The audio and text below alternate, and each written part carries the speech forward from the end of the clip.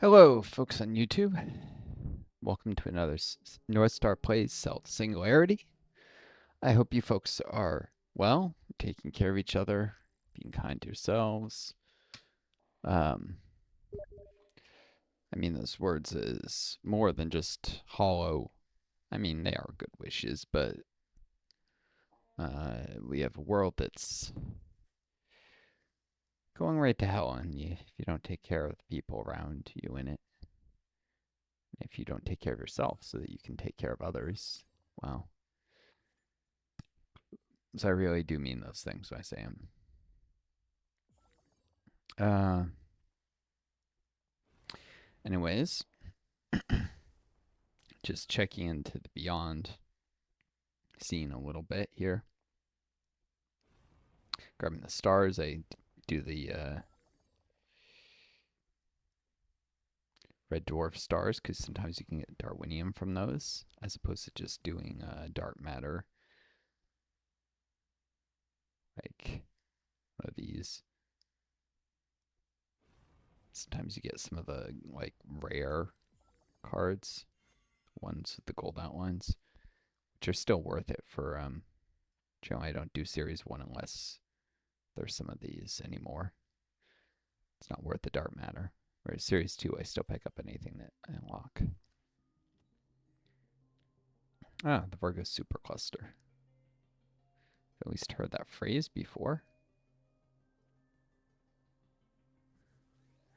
With 100 groups and clusters of galaxies, our local group among them, this supercluster holds 10 quintillion solar masses of matter, but some of its galactic packs are not moving toward the center. Those strays may the boundaries and definition of supercluster.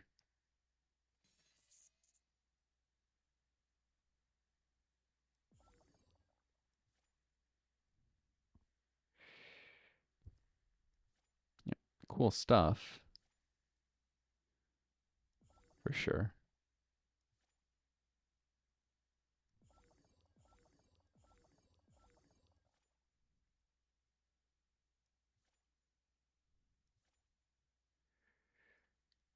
Um,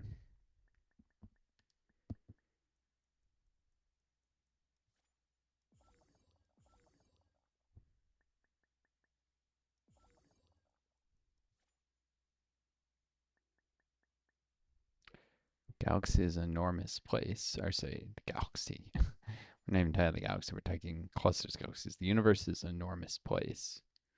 Of course, humans are trapped on our one little star because, well, more than anything, we're too caught up in our greed and our selfishness under capitalism, honestly, to push past the boundaries of gravity that hold us in.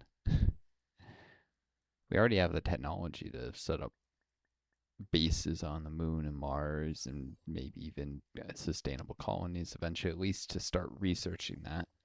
But we don't. We don't have a surface base on the moon or anything because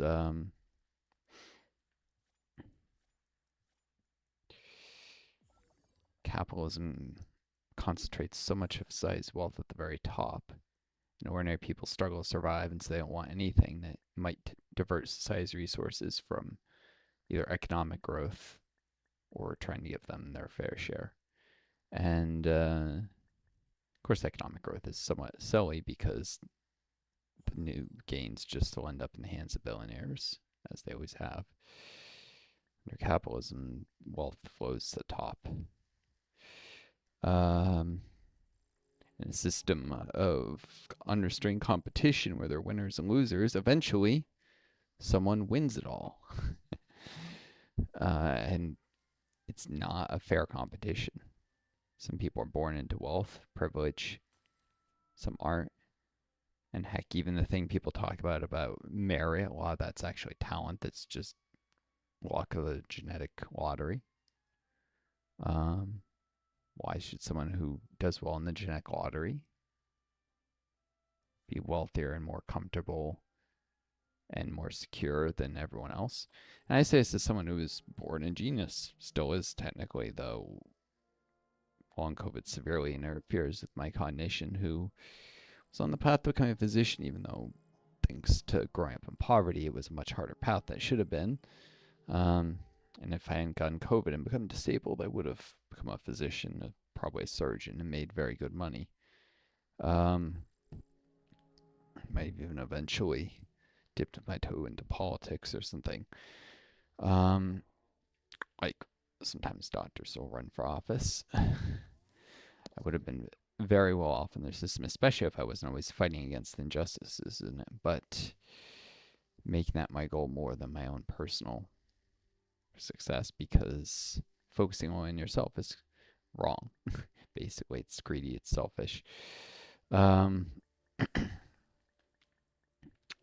Recognize a very early point our system needed changes, and while I started off just as like a mainstream Democrat, I eventually saw that wasn't nearly enough, became like Bernie Bro, and then saw that social democracy's main function is just to neuter the real left and always betrays the people who believe in it in the end.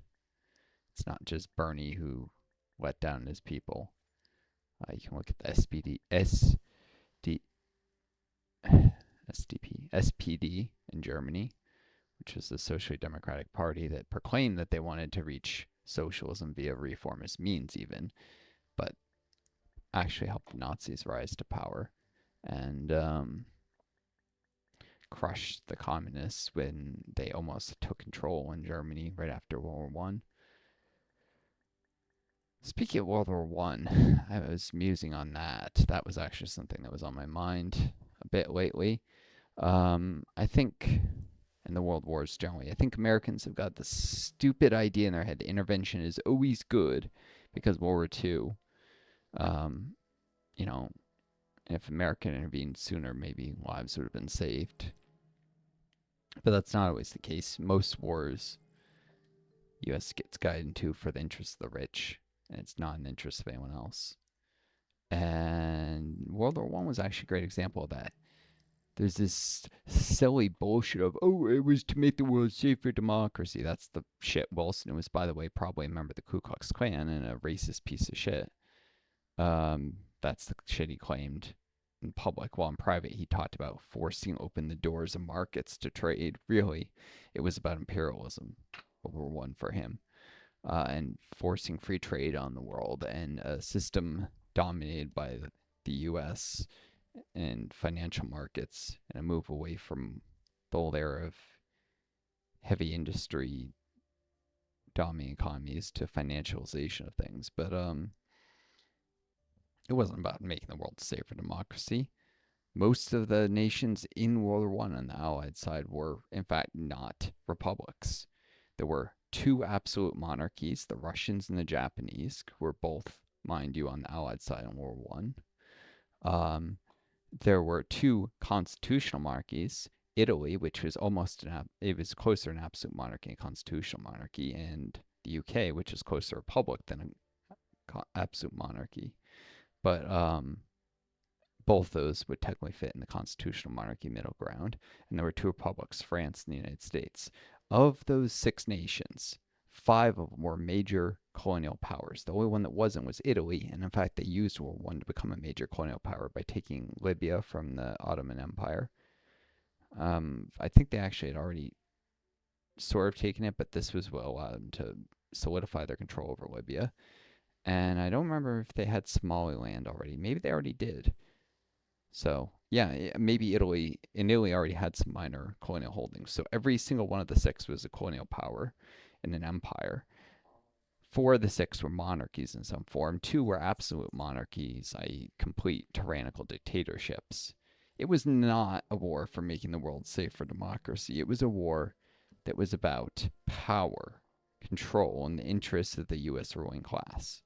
And Wilson was a piece of shit who forced the U.S. into that. And he also, may I bloody note, was the same bastard who did the first Red Scare and ordered the creation of secret police networks that spied on Americans illegally during World War One, which is actually how J. Edgar Hoover cut his teeth in one of these illegal secret police networks that was eventually ruled unconstitutional by the United States Supreme Court.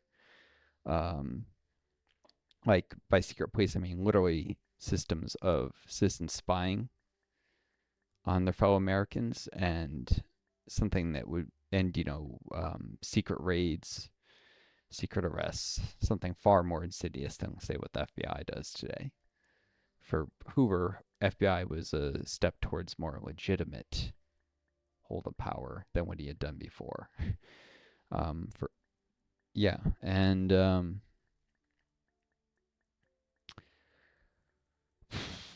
course, everyone knows how World War One, the trench warfare, human lives are treated as mostly worthless by the imperial powers.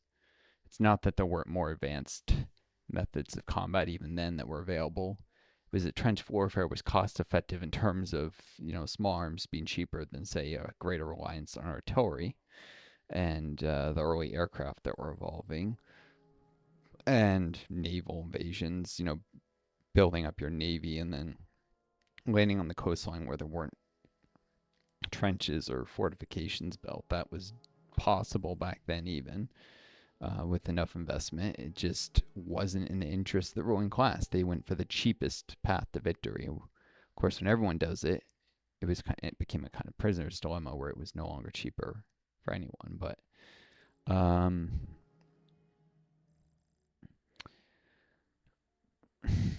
from the way human life is treated as so expendable with the trench warfare, to the fact that four of the six powers on the Allied side were monarchies, and two of them were absolute monarchies, and all six were colonial powers, and at least five were major colonial powers that controlled huge swaths of the world. Japan had its whole East Asian empire already, a variety of islands it conquered. It's already eyeing the mainland. In fact, right after World War One, seized Korea.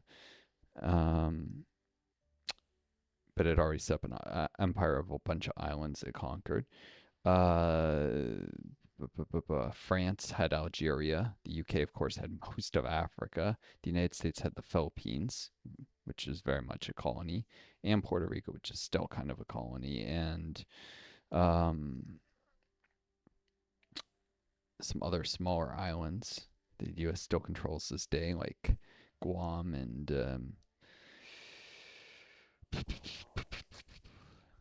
what are some of the other little islands? Hawaii was, of course, basically a colony. It became a state, and the native population was displaced by settlers, but it was seized illegally from the natives. And at the time of World War One, it was basically still a colony. Um, Adu Island, Guam, Midway Island. I think it wasn't until after World War II that the U.S. got the U.S. Marshall Islands. But yeah, um, the British had a globe spanning empire. America had at least the Philippines as a major colonial asset. I think the Italians already had some small islands that they seized around the world and small colonial holdings. I don't know if they had Libya yet at this point, or Somalia. France had Algeria and French West Africa. Russia was very much a land-based colonial empire with their control of Poland at the time and such. At the outbreak of World War One, they controlled Poland. Yeah, World War One was not a war about making the world safe for democracy. It was just the opposite, in fact. Um, and Wilson was a dirty liar. Of course, a Democrat, because the Democratic Party has a long history of embracing filthy liars. The Republicans do this shit too, sometimes, obviously, Trump and such. But the Democratic Party gave us Truman, who was forced down the American people's throats through a rigged convention in 1944, a rigged Democrat Party convention, where the party bosses decided they wanted to prevent Henry Agnew Wallace, who'd been the vice president from 40 to 44, from being vice president. So they prevented a vote in the first day and a half or two of the convention. It went so far as supposedly to flick the circuit breaker to turn off the lights on the first day when supporters of Wallace tried to force their vote, and then they spent the nights before they allowed a vote bullying, intimidating, and bribing delegates to the convention to vote for Truman.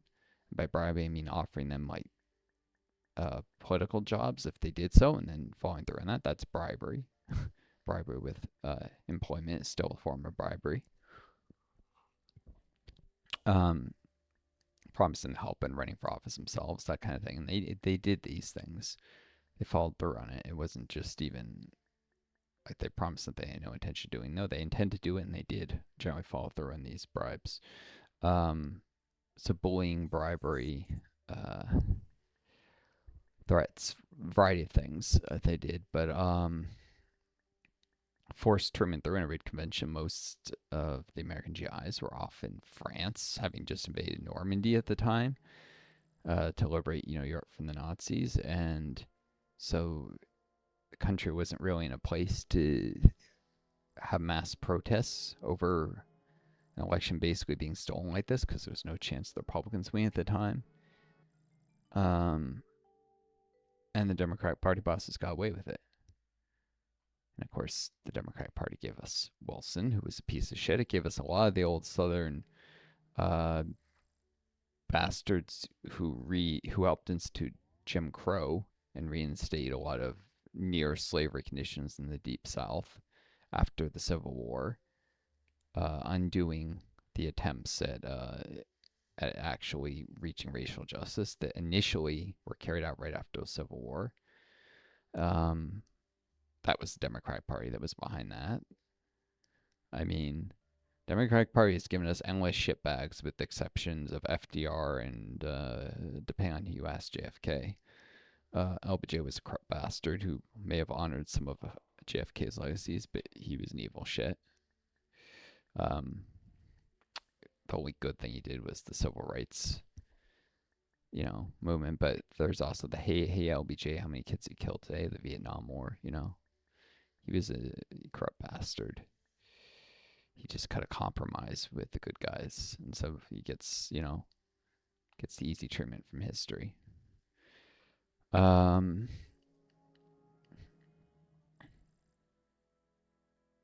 the good guys being like the people who believed in JFK and believed in civil rights.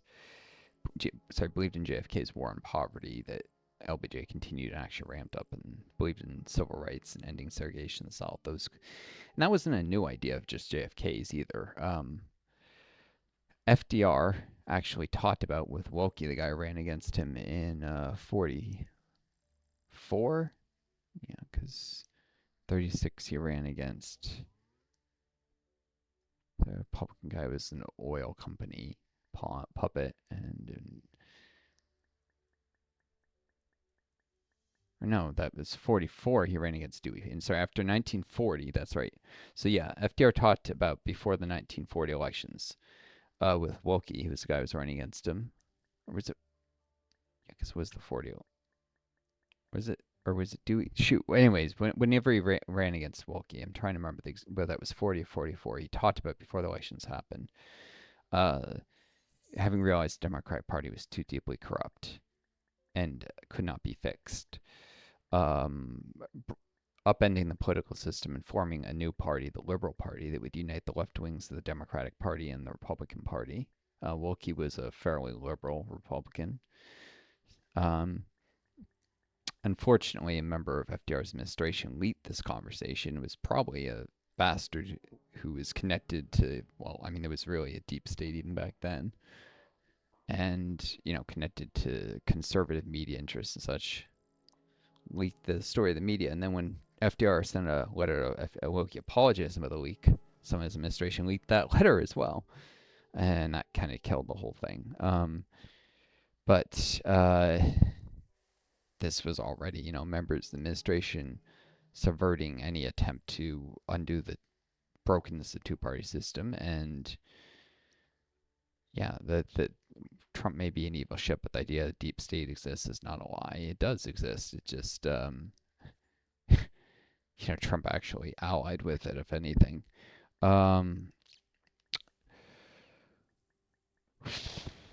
Yeah, so FDR wanted to form the Liberal Party, and then the right wings of the Democrats and Republicans would have to form their own opposing party, or one of those parties might have swallowed the other. But the idea was it would create lead to two entirely new parties that wouldn't have the baggage of the past, or some of their corrupt bosses.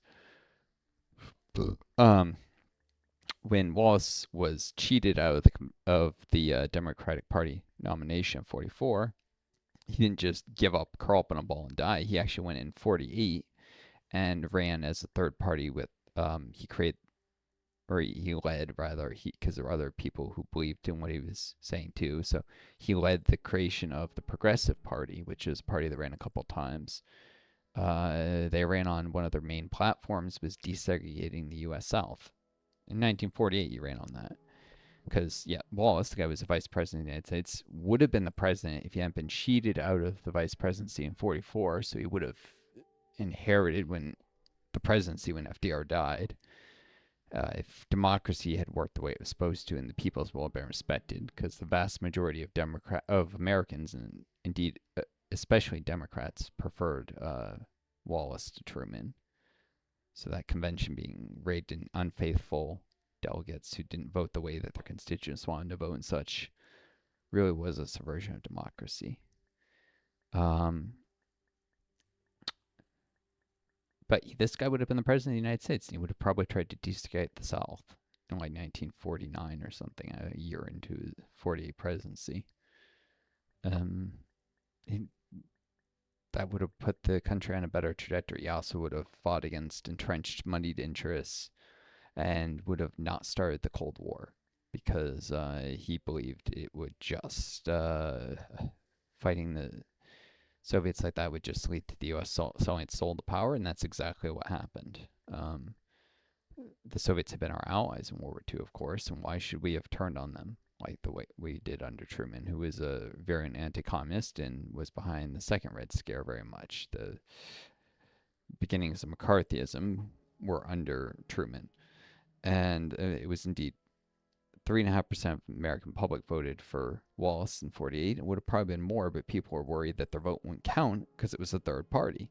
The true levels of support might have been, 10 or 12% of the electorate that really wanted to see him president, but a lot of people were afraid to vote for him because they're afraid that would just make the Republicans win. A lot of left-leaning Democrats would have voted for Wallace otherwise, and actually left-leaning Republicans, even partisanship and tribal thinking, got in the way of a third party breaking into the scene, and the fact the two-party system is rigged. That a system that's winner take all like this only allows two parties to exist. It's rigged against any third parties.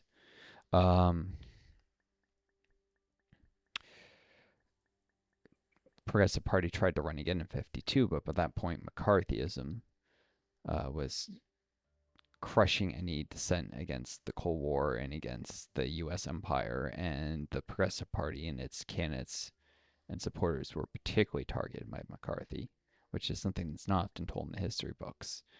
It didn't help that many of them were indeed friendly towards communism and believed we should not be throwing communists in jail and destroying their careers and such, which is what McCarthy is doing.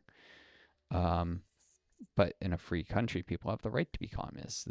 McCarthy was just an evil fucking shit, and so was Truman.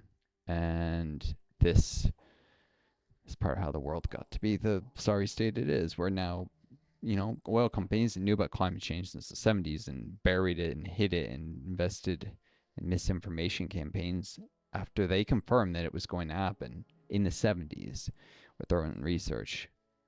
Well, 70s, early 80s. They started researching in the 70s anyways, when they realized it was a real thing, and then they tried to bury it. And so we live in a world where billions are probably going to die due to climate catastrophe. Billions with a B. Over, a 30, 40, 50-year time period, there'll be at least 2 billion dead. So that definitely qualifies as billions, and more likely 10 to 12 billion, which is more in the population of Earth, but new people be born and then die and then be born and die. You get the idea. And the global population is still increasing. No,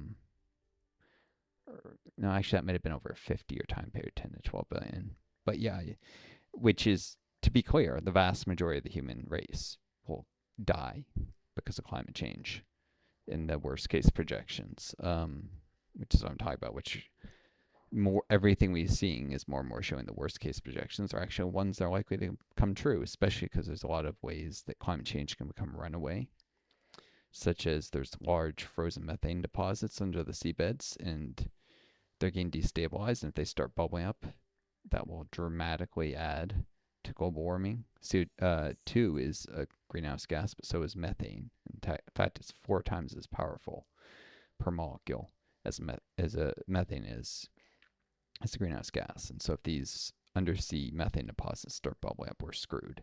That'll warm the planet, which will cause more methane to bubble up, which will warm the planet further. And there's other runaway effects that this will also trigger. So we could easily be looking at the human race being reduced to a few million people, a few, maybe 100 million people on the whole planet. Just mass die-offs of the human population.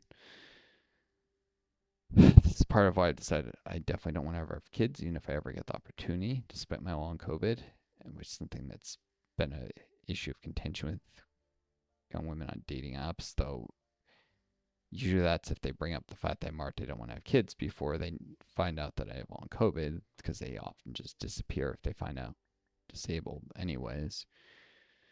Often, not always. If they don't, then they end up picking an issue with my not wanting to have kids, at least every time so far. Eventually, I'll find someone who isn't bothered by long COVID and also doesn't want to have kids someday, but that's quite unlikely, especially because the sort of person who is empathetic enough to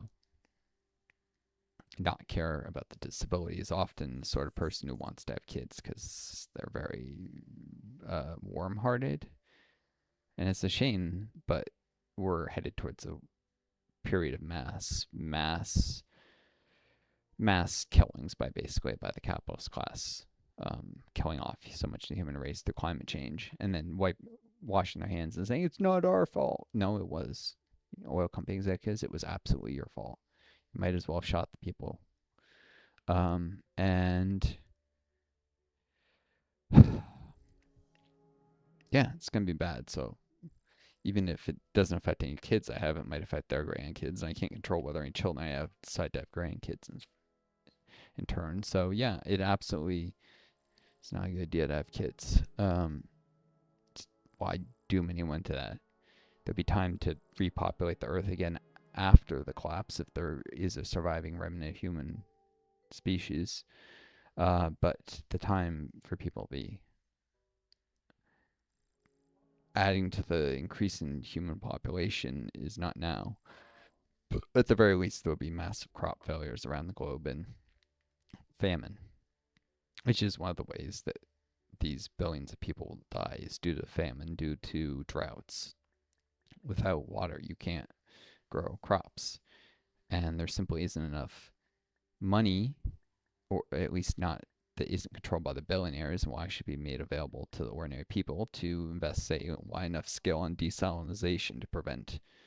Because you could, with enough investment, build desalination plants. There's always going to be seawater, desalinate, power the whole thing with wind and solar energy, and water crops that way to prevent mass starvation. But it's a huge investment, and it's not an investment that will be made.